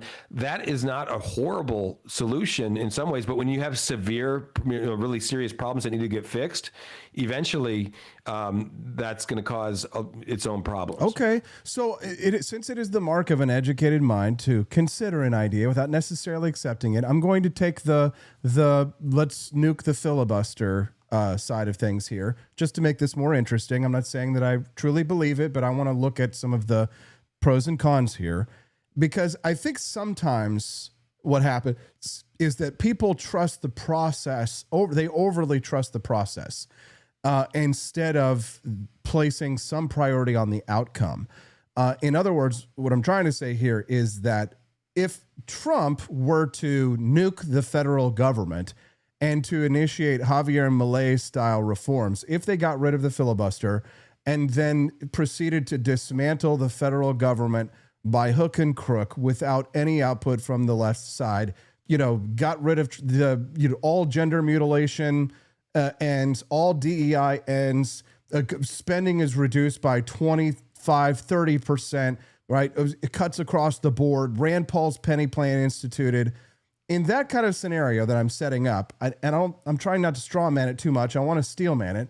But isn't the outcome more important than the process, John? Isn't there too much, perhaps, focus and faith, perhaps, in man-made processes that they themselves might be flawed? I mean, that's kind of the logic that Lincoln used, right? Like he said, well, we got to subvert the Constitution here because otherwise the whole document collapses. Yeah. And I have to subvert that logic. Yes, subvert the 16th Amendment, subvert the 17th Amendments, subvert the General Welfare Clause, subvert all of the anti-libertarian things in the Constitution. I say, John, what say you? No, I think you can do that. And again, what we're looking here are trade-offs. And I like a lot of the trade-offs. I get very excited at the idea that we could get these meaningful things done, things that cleaning up Washington in ways that need to, fixing parts of the election process. That's where some of this comes down to as well. Where Trump tried to have you actually have to be an American citizen to vote in federal elections. And the court said, no, you can't do that by executive order. There's a lot of things I'd like to see fixed, and that would make that easier. The problem is Republicans aren't going to be in power forever. And then what's going to happen is you have the left in power. No. Learn from the Democrats. Like LBJ said, I'll have those N-words voting Democrats for 100 years if you give me these civil rights acts. So here's what I say. The Supreme Court is about to potentially overturn the majority-minority districting rules across the country, potentially handing us 14 more seats in the House of Representatives. John, we'll have those N-words voting Republican for the next 100 years, I say. What say you, Jon Miltimore? It's funny. I actually did a fact check once on that quote because a lot of people said that LBJ quote was fake. Mm-hmm. It's not. I mean, we have really good, as far as it's a very credible source that we have that from. No, I think I'm, me, Austin. I'm more afraid of what the left has been doing. Again, my bigger concern is Republicans I don't trust with this power that much more than Democrats right now. We're seeing this populist uprising among Republicans where they don't really seem particularly concerned about the Constitution themselves. And this idea that we're going to, I'll go back to it like dropping bombs on boats of civilians. We don't execute drug dealers in our own country, right? But here we are in international waters doing, we're doing things that I think are blatantly unconstitutional. I'd like to see Republicans concerned about the Constitution again. But I think that ship is sailing. I think we are entering this phase where you're going to do what you need to do, what you want to do, regardless of what the Constitution says. I think we've already entered that phase, and there might be some meaningful changes that happen along the way. Maybe it helps us as a republic endure for another 5 years, 15 years, 20 years. Long term, I think we're going to see some very dark consequences of abandoning constitutional government. John, this has been a really interesting discussion. Thank you for taking that tack. I would invite you to consider that there is a possibility that sometimes the processes themselves might be flawed and that the outcomes might be more important. And we can have this little tug of war on other Mondays. Where can people read your work? Hey, I'm on Substack at The Take by Jon Miltimore, and you can check out all our content at thedailyeconomy.org. There it is, thedailyeconomy.org. Jon Miltimore joins us Mondays at 8 a.m. John, you rock, dude. Thank you so much for being such a great guest and for being a stalwart guest on the Wake Up America show for the last 3 years, brother. We appreciate you very much. Hey, appreciate the invite. Proud to be with you for these last 3 years, AP. Thank you very much. Have a good one. You too. And yes, my wife did not grow up Christian. I think it's fair to say that she grew up in a Hindu family, but not a particularly religious family in either direction. In fact, when I met my wife, we were both, I would consider myself an agnostic or an atheist, and that's what I think she would have considered herself as well. Everybody has to come to their own arrangement here. The way that we've come to our arrangement is she's my best friend. We talk to each other about this stuff. So we've decided to raise our kids Christian. Our two oldest kids who go to school, they go to a Christian school. Our 8-year-old did his first communion about a year ago. That's the way that we have come to our arrangement. But thank you. My 8-year-old was also very proud of his first communion. Thank you, guys. I'll tell him that Ole Miss wishes him the best. But I think everybody has to have this own conversation when you're in a marriage. I mean, it's true for friends of mine who are in Protestant and Catholic marriages, friends of mine who are in, atheist and Christian marriages. You just got to talk to the only advice I can give is you just got to talk to the person that God has put you with, and you've got to make those decisions as a family unit. For us, it works out. Now, most Sundays, Usha will come with me to church. As I've told her and I've said publicly, and I'll say now in front of 10,000 of my closest friends, do I hope eventually that she is somehow moved by the same thing that I was moved in by church? Yeah, I honestly do wish that, because I believe in the Christian gospel, and I hope eventually my wife comes to see it the same way. But if she doesn't, then God says everybody has free will, and so that doesn't cause a problem for me. That's something you work out with your friends, with your family, with the person that you love. Again, one of the most important Christian principles is that you respect free will. Usha's closer to the priests who baptized me than maybe I am. They talk about this stuff. My attitude is you figure this stuff out as a family, and you trust in God to have a plan, and you try to follow it as best as you can. Honestly, I kind of like that answer. I'll be real. I think it was a pretty good answer. What do you guys think? All right, so now we're going to switch from the economy to the culture, and we're going to talk about something deeper. This is about the soul of the conservative movement. You've probably seen this, a firestorm surrounding the president of the Heritage Foundation, Kevin Roberts. He did a 3-minute video defending Tucker Carlson, interviewing Nick Fuentes. Headlines started flying. Heritage defends anti-Semitism. Roberts refuses to denounce white nationalists. And of course, the always nuanced Twitter mob. Heritage is now Hitler. But here's the thing. Kevin Roberts made some good points, what he said, and some other things it seems he's fumbled the ball directly. And now we're all having a conversation about whether not platforming Nazis is a blow against free speech. I don't know. It's all stupid. Let's get somebody who used to work at Heritage, Joel Griffith, who's going to join us live in less than 5. Enjoy the bonus content. We'll be right back. It's the Wake Up America show on the 4 Liberty Network.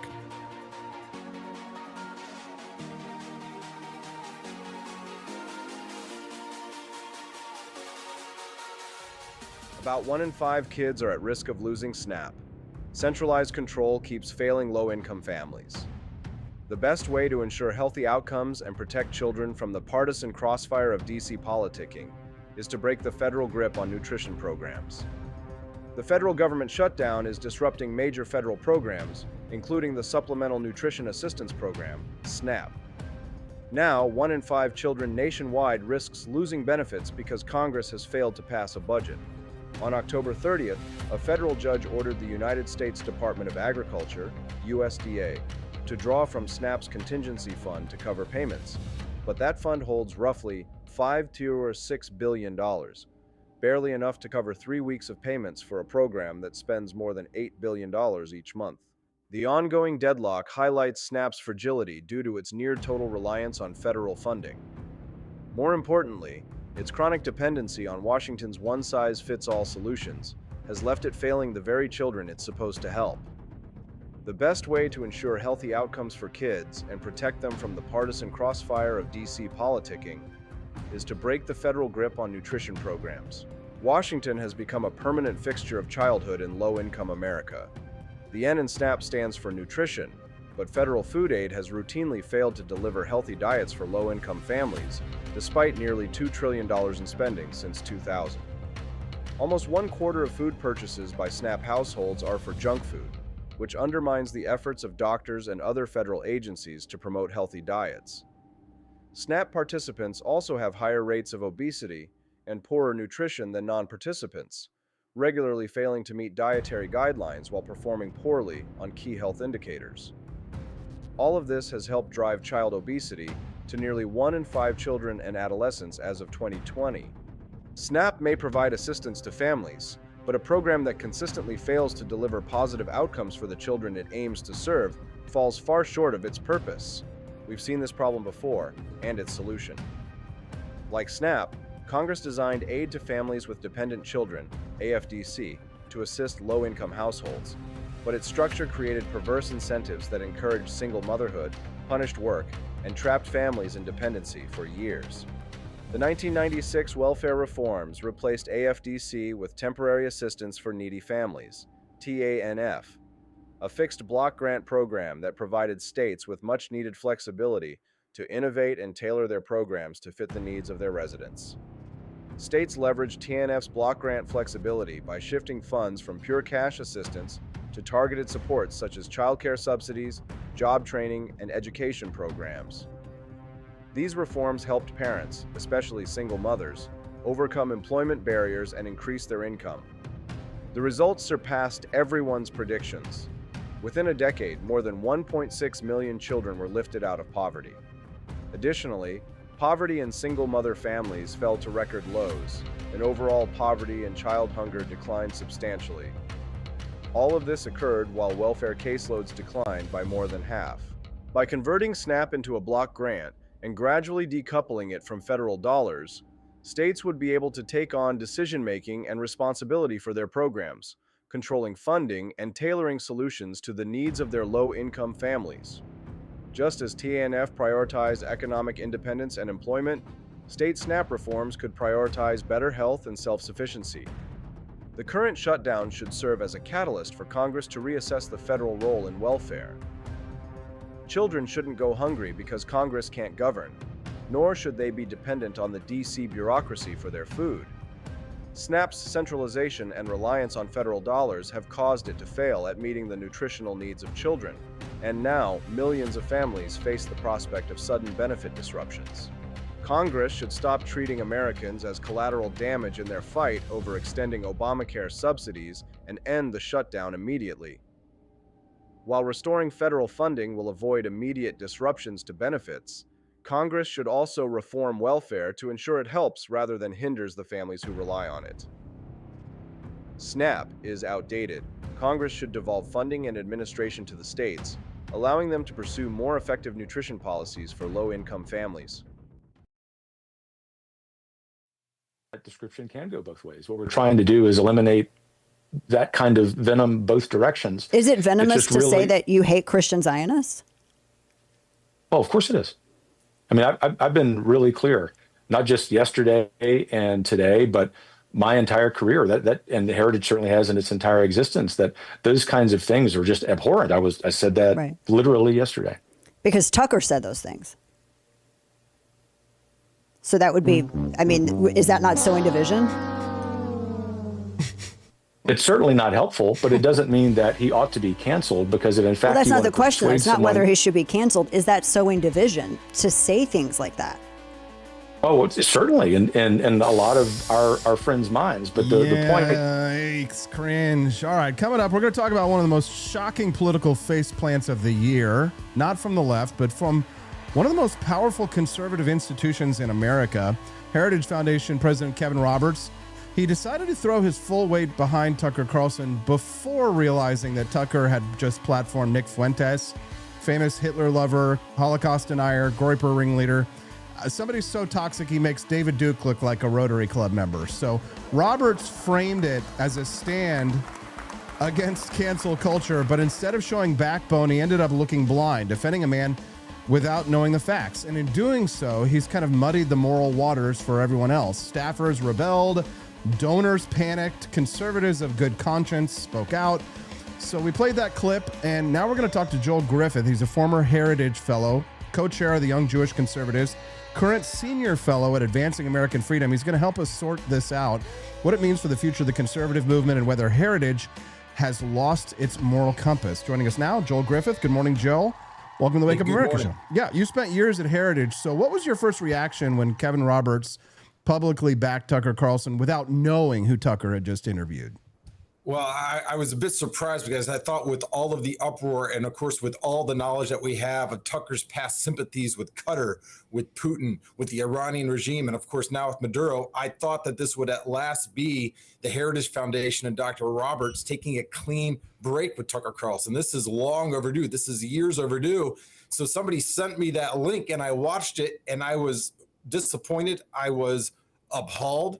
and just quite surprised. There's no excuse at this point. There was no excuse prior to the interview with Fuentes to continue backing Tucker. We know that his ideology on both economics and foreign policy is distinctly at odds with conservatism and with the Republican Party. There's no excuse for this. So I'm just incredibly disappointed that Dr. Roberts continues to stand by Tucker Carlson amidst all of this. So some people are saying that Tucker Carlson has received over $1 million from the Heritage Foundation. There's a very cozy financial relationship between the institution and the new Tucker Carlson network. What do you say to that?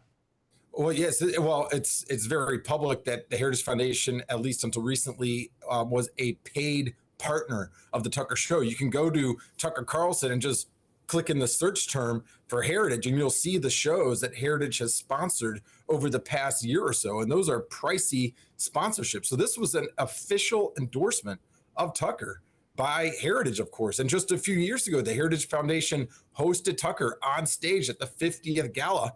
So there is a clear alignment, and there's an official partnership. It is labeled as such. And until a few days ago, you could actually go to a link that was basically a Tucker Heritage Foundation link where you could donate to the Heritage Foundation after being led there from the Tucker Carlson network. Now, what he had said, the way that Roberts and his defenders are framing this is a fight against cancel culture, right? So how do you respond to that? Well, we know what cancel culture is, and that's happened on college campuses across this country where you have typically conservative speakers and they're literally shouted out. They're not allowed to speak, or you have universities that don't allow them to appear. Cancel culture does not refer to folks like you or other people in the media deciding whether or not to have on, in a friendly manner, propagandists for those that are enemies, not just of the Jewish people, but enemies of the United States. And when it comes to Tucker, look, it's not just who Tucker platforms. Yeah, I'm very much appalled that he platformed Nick Fuentes, who is an avowed anti-Semite and very aligned with neo-Nazi views. But if you look at the actual statements that Tucker has said about his own opinions over the last few years, just look at the interview with Nick Fuentes itself, where Tucker said that folks like Ambassador Mike Huckabee and Senator Ted Cruz have a brain virus of Christian Zionism, that Christian Zionism is a heresy, that Israel is engaged in genocide, which is libelous against the Jewish state. These are all things that Tucker himself has said. And we could go on and on and on from past episodes of the Tucker Show, where Tucker himself has embraced philosophies that are anathema to conservatism on economics and on foreign policy, and that are indeed anti-Semitic in nature because he's spreading that propaganda. So we can respect, of course, somebody's right to engage in speech, and hate speech, of course, is protected by the Constitution. And I would defend that right. But that does not mean that you need to actually embrace somebody or partner with somebody or sponsor someone or say that they are a forever friend of your organization. That has nothing to do with cancel culture. Talk to us a little bit about the blowback, because Politico reported that Roberts' statement sparked internal blowback from staff at Heritage and GOP senators alike. What's been going on? Well, there are so many wonderful people at the Heritage Foundation where I used to work, many who are still there.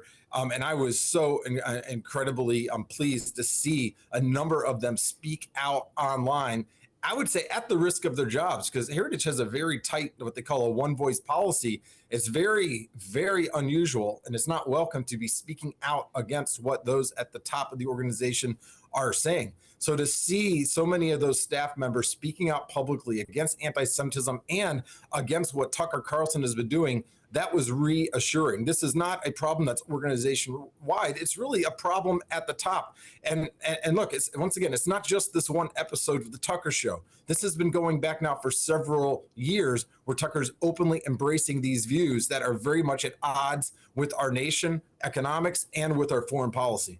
I'm speaking to Joel Griffith, formerly of the Heritage Foundation. He's talking to us this morning about a controversy that erupted after Tucker Carlson spoke to Nick Fuentes and was then defended by Kevin Roberts, the head of the Heritage Foundation, in a video where he called the people who were critical of Tucker Carlson and his interview with Nick Fuentes, a venomous coalition. So a venomous coalition of people who are attacking him. Now, Joel, you could understand how someone who is looking at this from the outside might say, well, Joel, you're a member of the Young Jewish Americans Committee. You're also, you have a biased view on this, perhaps, right? You might be speaking for the American people and how the American conservative movement feels like this. But some people say that it doesn't necessarily reflect their views. I mean, to what extent do you see the Groyperization of the Republican Party as being the dominant ideology of the Republican Party at this point? Is that something that you fear? Is this something that you see happening? Are there legitimate gripes that Buchananites who are not, full-blown anti-Semites might have towards the special relationship that the United States might have towards Israel? Can you speak to that?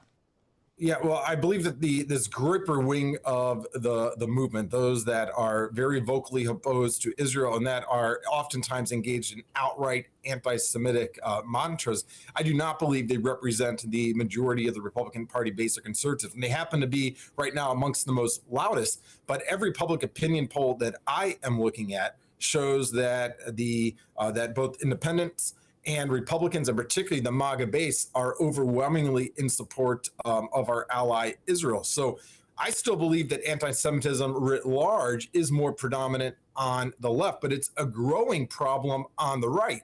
And the big concern on the right is that we have some of our biggest podcasters, including Candace Owens and now Tucker Carlson, that are actually constantly spewing anti-Semitic propaganda. On the left, with the large hosts, it's usually either a lot more subtle or it's not so extreme. On the right, some of these biggest podcasters are engaged in overt anti-Semitism. No, Joel, that is not true. That is not true. It is overt on the left. I don't know if you've followed any of Anna Kasparian recently, but she does the whole happy merchant hand rubbing together thing. The left, the extremists on the left and the extremists on the right, the horseshoe theory is a real thing. They're all now out in the open, sort of blaring their hatred for the Jewish people and decrying their influence in American politics. So how do you respond to that? No, I think you have a very valid point there. Obviously, she is one of the leading voices of the left. I was talking more in terms of the total number, the millions of views each week that are registered. Tucker is right there at the top of the list. And so I'm not trying in any way to discount the problem on the left. I think it is far more widespread on the left. And we've seen this, of course, in so many of our universities where they not only allow this anti-Semitism to proliferate, you actually see those that are in favor of Hamas engaging not just in hate speech, but actually engaging in criminal behavior in these encampments and trespassing and blocking students from accessing libraries and classrooms. So I still believe it's far more of a problem on the left, but I think it's important that we recognize that it's also a growing problem on the right. And this goes beyond, I'm not talking about just simple criticism of Israel. Of course, we can criticize any country, but what we see right now with the anti-Semitic wing is we see them engaging in outright lies about Israel, with the accusations of genocide or the denial of the very right of the Jewish people to even have their homeland, or in many cases calling Hamas just another political faction. That's clearly anti-Semitism. You can have a disagreement about any administration of Israel or any other country, and look, I'm sure I could have a few criticisms of even the current prime minister, whom I admire. But when you deny the right of the nation to exist, when you declare Israel as being genocidal, that is an outright lie, and that is indeed anti-Semitic propaganda. And I want to reiterate with Tucker, it goes far beyond just Israel. If you look at what he's saying about Maduro, what he's saying about Putin, what he has done as far as platforming the Iranian dictator and also the Qatari regime, this is problematic on many levels. It goes far beyond just his stance on Israel. Joel, some libertarians and nationalists, they argue that the focus on anti-Semitism distracts from broader issues like immigration or globalism. So how do you respond to that without sounding like you're policing thought? I believe anti-Semitism is tied to these other problems. We share a lot of core values with our country and with Western civilization with the Jewish people. The Christian religion, of course, and most Americans are Christian, is based on many Jewish precepts. We saw the other day even the current vice president talking about how because of Christianity, we saw an abolition of slavery, and we've seen an emphasis on the dignity of human life. Well, he forgot to mention that this is actually a Judeo-Christian concept. Yes, Christianity has helped with this, but this was based on Judeo-Christian values, the dignity of the individual, the right to life. Even the treatment of human beings. If you look at the way the Hebrew Bible talks about the treatment of human beings, even in a world in which slavery predominated, look at those prescriptions and that type of behavior. It was far advanced relative to the rest of the world, and that put human society on a trajectory long term of more human liberty.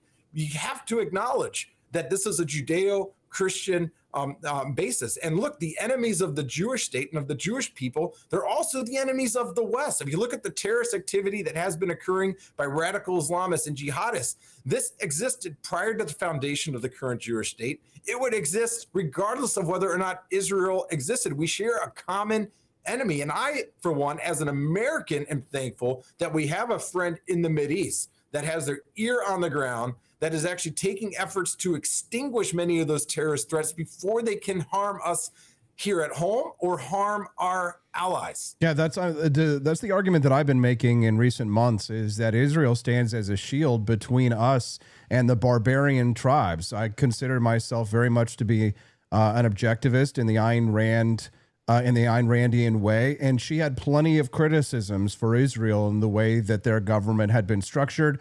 She was not a fan of the socialistic aspects of Israel's economy, and neither am I.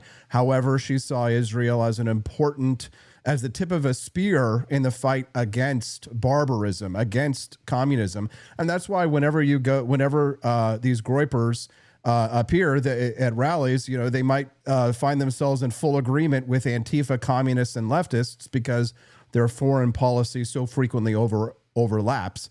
But a lot of this has to do with the idiocracy that the United States is moving to, perhaps even a kakistocracy that we see on the right, Joel. You see that we are being led by the dumbest, the people with the largest followings, people like Fuentes or people like Tucker Carlson or Candace Owens. They are the stupidest and the most evil, who are the ones with the largest platforms in the world. And I wonder what you say about that. Why do you think it is that the people who have the most abhorrent anti-Western views, I mean, surely if the Jews controlled the media, they'd be able to keep a lid on it by now, Joel.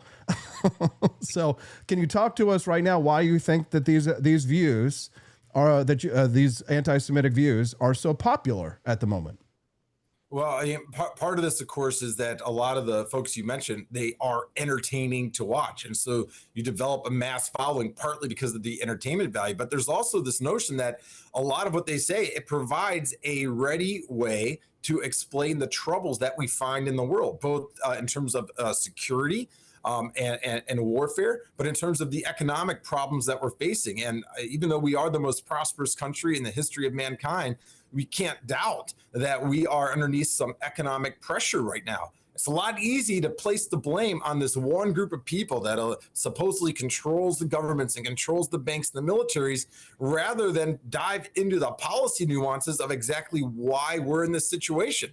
I mean, for instance, on the financial side, we know that housing is unaffordable. Far easier to just place the blame on the banks rather than to dive into the nuances of what government policies are responsible for inflating this asset class. That takes actual time, and it's not always so entertaining. It takes a lot of unpacking to talk about it. You're right. You're right.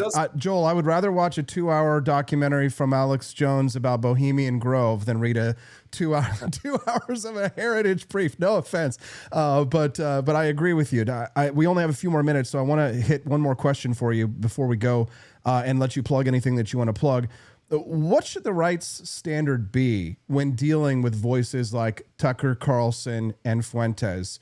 Do you think that there's any difference between Tucker and Fuentes? Should they be treated differently? What should the standard be for how to deal with people like this in your mind? Well, I don't believe the two should be treated differently. Tucker is only slightly more subtle than a lot of Nick Fuentes says, but you can see even in the transcript between the two, there was a lot of agreement and overlap. Probably 90% of that interview with Fuentes was agreement by Tucker. Neither one of them should be welcomed in the Republican Party or the conservative movement. Once again, it goes beyond just the Israel issue, and I think it is outrageous and offensive that Tucker would denigrate so many Christian allies as being heretical. That's absurd. But it also goes the fact that he is platforming, harboring so many folks that are anathema to our values, including Maduro, Putin, the Iranian regime. And a lot of this hasn't been mentioned this last week. If you look at the economics that Tucker has peddled, whether it's in regards to trade or in regards to government interventionism or venture capital, the economic platform he is putting forth, if you were to look at a transcript of Tucker and Bernie on economics, you'd be hard pressed to find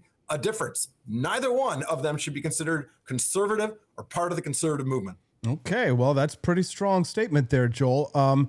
It'll be a sincere challenge in the coming months because I think that there's a little bit of a too little, too late approach from the people who share the views that you and I hold on this topic.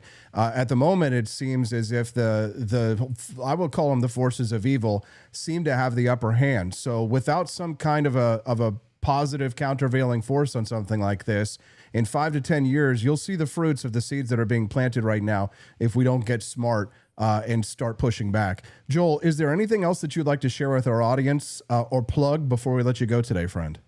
I'll plug my X account at Joel Griffith. I'm trying to give as much truth sharing as possible. And I would encourage all of your listeners, don't be ashamed of being part of the so-called venomous coalition, whether that means standing up with your friends, politely, of course, or in your careers if you're in public policy. It's important to fight for what's right, even if others label you as such. Yeah, I think so, Joel. And I'm looking forward to having more conversations. You and I, we've shared private messages for years, and I think we find ourselves very much on like mind. We've talked about the conspiracy brain problems on the right, and I think we're just now kind of starting to see that rearing its ugly head. I hope you have a wonderful day, Joel, and we look forward to hopefully having you back again soon on the show. Good luck out there. Thank you, Austin. Thank you. That's Joel Griffith, formerly of the Heritage Foundation, joined us live this morning to talk a little bit about that controversy. I'd love to hear your thoughts. It's a contentious issue, and many of you I see are very cantankerous in the chat, but don't be angry, guys. Let's smile and have some fun. Why don't we? Yes, we talk about serious issues, but sometimes we do need to be a little silly. I need some text messages from you people in order for you guys to have a chance at winning the prize. For those of you who have contributed this morning, you need to send a text message to that number that you see under the screen because, guys, it's time for us to play the game, the Great Grift Off, Liberty Loot Live. If you have not seen us play the show, if you've not seen us play the game, here's what happens. We're going to turn this show into a game show. We've unlocked the bonus content. Now you're going to get a chance to win some real prizes. How do you play? Send us a text. If you've made a donation this morning, send us a text, 573-319-1586. You will get the code sent back to you. If Kermode Bear, Evan Rowan, Andy Opperman, Joel Lettimore, if you're still here, text us. 573-319-1586 is the text line. That's 573-319-1586. If you send us a text, you will get the notification with the little code. You go to the website, 573-319-1586 is the text line. I can't wait too long to start the game, so what I usually do is I play the Squid Game countdown soundtrack. It's like, let's see, it's 29 seconds long. So we're going to play that down. You've got 30 seconds to get in here to send that code and play the game. I know Matt Unruh wants to play. He gave a buck earlier. I don't see you in the game though, Matt. I need you in the game. I've got 4 players and 10 people made donations this morning. So you got 30 seconds to go to crowdparty.app and type in the secret code. Do you have the secret code? Send a text message. Andy, people in his office. He has a serious, real job. Siggy's mom, she's got it going on. We've got 30 seconds now left. Countdown. Here we go.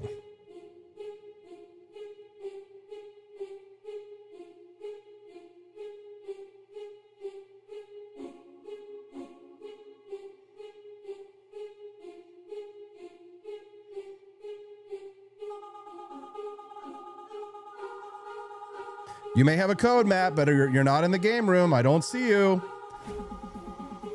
You've got to go to the website and enter the code if you want to play. There he is. Here we go. It's the Great Grift Off. Time to play.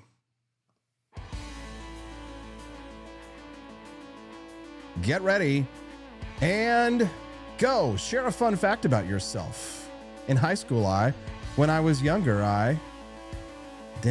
last year, we're going to learn some more things about ourselves. I've always wanted to. I dislike, and we're going to play Guess Who. I'm secretly afraid of. I honestly love. One time who said it? Retired. Siggy's mom, St. Selma, or Matt? I am retired. St. Selma. Congratulations. St. Selma. Quest. Drew Van Runkle. Who said it? I live by a park. Matt, Quest, or Siggy's mom? You should know this one. Quest, Matt, or Siggy. Oh, I live by a park. I live in a van down by the river. Who said it? I love music. Joni, Matt, or Drew? Boy, that is so generic. Matt. Matt said it. Drew Van Runkle, Quest, and Matt all fighting for first place. Who said it? I only have one DUI. Joni, Drew, or Siggy's? It was Drew. You knew that. Drew, number 1. Quest, number 2. Siggy's number 3. Matt, Siggy's, Joni. Who said it? Oh, we got one more round to go. Playing Guess Who. Guess who said it? I'm a classically trained soprano. St. Selma, Joni, or Siggy's mom? Oh, come on. That's so easy. Oh, it was Siggy's mom. Game over. Who was the winner? Oh, it was Drew Van Runkle again. Boy, Drew, congratulations. This is like a competition for the best AP for Liberty community member. That's damn right. Guys, I hope that you enjoyed the show today. Thanks for all of you do. Drew, we will send you your prize. Everybody wins something today. Oh, that was tough. Yeah, that's why it's good to be engaged. That's why it's good to hang out in the chat, right? We play games like that. You got to know who's who in order to play Guess Who. Right, so that means you cannot miss the show. You got to be hanging out with us, Matt Unruh. What did you get? 4th place? Everybody gets roasted, I like to say, at my house. I roast my baby, Hazel. I roast Stephanie. And honestly, I'm pretty damn good at roasting myself. I roast myself quite often. Everybody deserves a good roast. I don't know what just happened to the music. It just dropped out. But it's time to go anyway. Hope you guys enjoyed the show. Drew will send you your prize certificate, and we'll be back tomorrow. There it is. It's the Wake Up America show on the 4 Liberty Network. Bye, guys.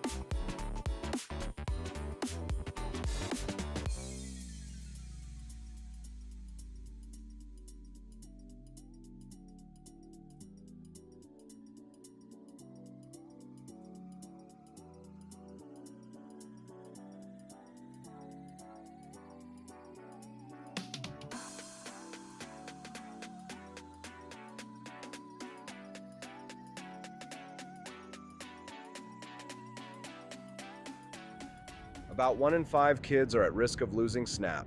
Centralized control keeps failing low-income families. The best way to ensure healthy outcomes and protect children from the partisan crossfire of DC politicking is to break the federal grip on nutrition programs. The federal government shutdown is disrupting major federal programs, including the Supplemental Nutrition Assistance Program, SNAP. Now, 1 in 5 children nationwide risks losing benefits because Congress has failed to pass a budget. On October 30th, a federal judge ordered the United States Department of Agriculture, USDA, to draw from SNAP's contingency fund to cover payments, but that fund holds roughly $5 to $6 billion, barely enough to cover 3 weeks of payments for a program that spends more than $8 billion each month. The ongoing deadlock highlights SNAP's fragility due to its near-total reliance on federal funding. More importantly, its chronic dependency on Washington's one-size-fits-all solutions has left it failing the very children it's supposed to help. The best way to ensure healthy outcomes for kids and protect them from the partisan crossfire of DC politicking is to break the federal grip on nutrition programs. Washington has become a permanent fixture of childhood in low-income America. The N in SNAP stands for nutrition, but federal food aid has routinely failed to deliver healthy diets for low-income families, despite nearly $2 trillion in spending since 2000. Almost 1/4 of food purchases by SNAP households are for junk food, which undermines the efforts of doctors and other federal agencies to promote healthy diets. SNAP participants also have higher rates of obesity and poorer nutrition than non-participants, regularly failing to meet dietary guidelines while performing poorly on key health indicators. All of this has helped drive child obesity to nearly 1 in 5 children and adolescents as of 2020. SNAP may provide assistance to families, but a program that consistently fails to deliver positive outcomes for the children it aims to serve falls far short of its purpose. We've seen this problem before, and its solution. Like SNAP, Congress designed Aid to Families with Dependent Children, AFDC, to assist low-income households, but its structure created perverse incentives that encouraged single motherhood, punished work, and trapped families in dependency for years. The 1996 welfare reforms replaced AFDC with Temporary Assistance for Needy Families, TANF, a fixed block grant program that provided states with much-needed flexibility to innovate and tailor their programs to fit the needs of their residents. States leveraged TANF's block grant flexibility by shifting funds from pure cash assistance to targeted supports such as childcare subsidies, job training, and education programs. These reforms helped parents, especially single mothers, overcome employment barriers and increase their income. The results surpassed everyone's predictions. Within a decade, more than 1.6 million children were lifted out of poverty. Additionally, poverty in single-mother families fell to record lows, and overall poverty and child hunger declined substantially. All of this occurred while welfare caseloads declined by more than half. By converting SNAP into a block grant and gradually decoupling it from federal dollars, states would be able to take on decision-making and responsibility for their programs, controlling funding and tailoring solutions to the needs of their low-income families. Just as TANF prioritized economic independence and employment, state SNAP reforms could prioritize better health and self-sufficiency. The current shutdown should serve as a catalyst for Congress to reassess the federal role in welfare. Children shouldn't go hungry because Congress can't govern, nor should they be dependent on the DC bureaucracy for their food. SNAP's centralization and reliance on federal dollars have caused it to fail at meeting the nutritional needs of children, and now millions of families face the prospect of sudden benefit disruptions. Congress should stop treating Americans as collateral damage in their fight over extending Obamacare subsidies and end the shutdown immediately. While restoring federal funding will avoid immediate disruptions to benefits, Congress should also reform welfare to ensure it helps rather than hinders the families who rely on it. SNAP is outdated. Congress should devolve funding and administration to the states, allowing them to pursue